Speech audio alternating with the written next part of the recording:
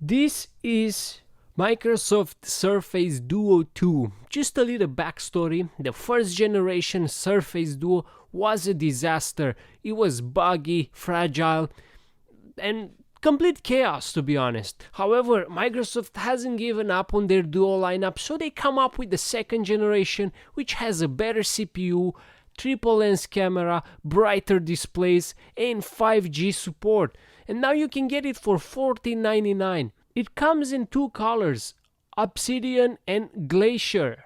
This is the Glacier version. It has a minimalistic design, somehow intended to look just like the other Surface products. It has a glossy finish, feels well made, and we got a shiny Microsoft logo on the back of one of the displays. On the other side, the triple camera, and the first impression, it feels pretty large in hand, and as a reference is just a little larger than a passport. And here is just a glimpse of what it looks to have one in the pocket. It feels pretty beefy, I would say. Leaving that aside, this phablet or foldblet, I would call it, it's just basically two displays attached with two sturdy hinges. And this right here, it's called glance bar. It will show you the time if you press the power button, or you can see the notification with color indicator.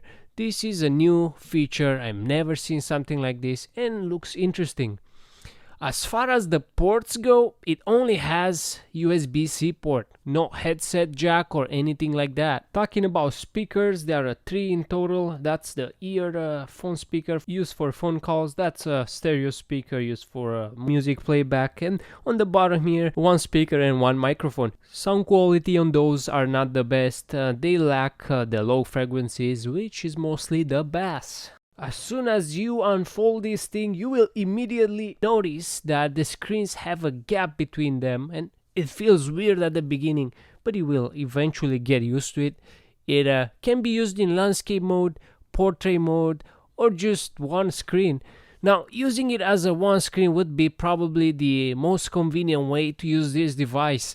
Looking at the way it folds, it may look a little odd. It doesn't close all the way. It just can't. The camera is in the way. There will be always a little gap in there. By the way, if you have a tiny hands, this is not the best phone to have, because typing on this thing takes some time to get used to, and even for regular sized hands can get tiring at some point. Now, the hinge is pretty strong. You can set the displays in any possible angles. You can make a tent, or just have it like a little laptop feel, or just use it to watch videos. That's pretty cool, I guess. The purpose of this concept was for productivity, and Microsoft really made it easy to throw apps on those two screens. Just drag it to the center if you want the full screen, or just choose one side. It's pretty cool, especially if you are new to this. The form factor is just awesome. If you choose to read a book, then it will feel natural, just like holding a digital skinny book in your hand. It just feels right.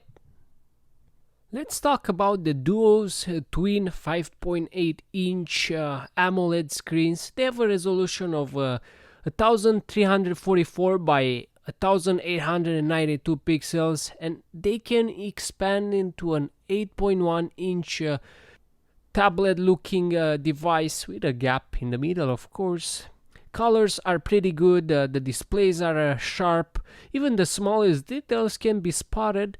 Now, there is a setting that will let you choose between two colors, natural and vivid. Vivid really shines when watching something like this. The outside brightness performance, it's actually pretty good. It claims that it has 800 nits of brightness, and I can say that is great for outdoor usage. Battery life is decent. It comes with two batteries, 4449 milliamps an hour, one for each display. And Microsoft claims that this phablet can last 15 hours and 30 minutes on a video playback, continuous video playback, but in reality is more like 7 or 8 hours of video playback, and an average of 5 hours of continuous usage. But if you are using only one screen, then your battery will drain slower and you get 1 or 2 extra hours. When it comes to cameras, the triple camera system, it's one of the today's industry standards, but are they any good in this device? Well, let's find out. Let's start with the selfie camera, and I'm quite impressed that the images feel a little smooth, but at the same time able to show some details, and the tone is close to natural. Going back to the main cameras, and to start with the wide one, this one has a wide aperture of 1.7, meaning that it will let more light on the sensor. Then there is the ultra wide camera, that's ideal for landscape shots but is not as crisp and detailed as the wide one. And finally the telephoto camera, this is the best for zooming, and this one has pretty good details and color tones as well. On the video side, it can shoot up to 4K 60 frames and has some kind of image stabilization. This is the 4K HDR, but it can shoot only up to 30 frames per second. They are not the best cameras out there, but definitely a runner-up to the top flagship smartphones. Performance wise, has some good specs, and the 888 Snapdragon combined with 8GB of RAM does the job. It can handle some heavy duty multitasking like a champ. No laggy feelings or anything like that. In fact, it feels pretty snappy. It comes with Android 11, but at the time of the releasing this video there was no update available for Android 12 yet. Bottom line, the Surface Duo 2 is definitely unique with some interesting features, but is not quite there yet. There are some few flaws in the software that can be fixed with a major update, and I'm talking about things like having a flashlight button ready to fire up, but in fact you cannot really use it because it's covered by the other display.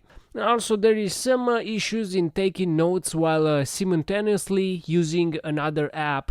That can be really frustrating, but as I said, those are just small software flaws, and hopefully they will be fixed soon because that will really improve the user experience a lot. In the end, I like the direction where this is going, and it can be a perfect tool for you depending on what are you using it for. That's it for these videos. I hope you learned something new, and stay tuned by subscribing to this channel for more similar content.